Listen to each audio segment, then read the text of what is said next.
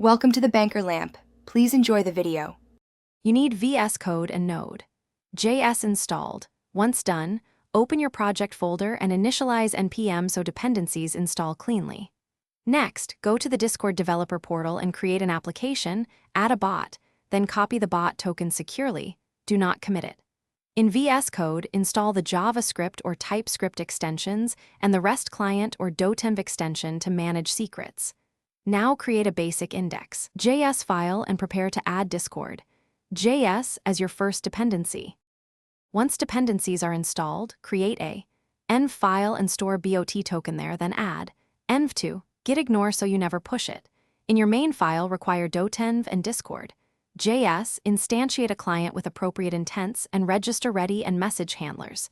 Make sure you understand intents, they control which events Discord sends and prevent missing data. Run node index. JS locally to check for errors. VS Code's integrated terminal and debugger help you step through execution if something fails. You're ready to invite the bot. Generate an OAuth2 URL with bot and applications. Command scopes and grant required permissions. Once invited, deploy to a host. Use PM2 or Docker for reliability and set environment variables securely on the server rather than committing. Env. If the bot stays offline, make sure the token matches.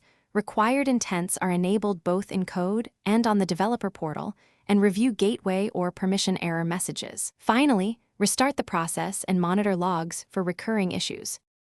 Thanks for watching. If this was helpful, leave a like and consider subscribing. See you next time.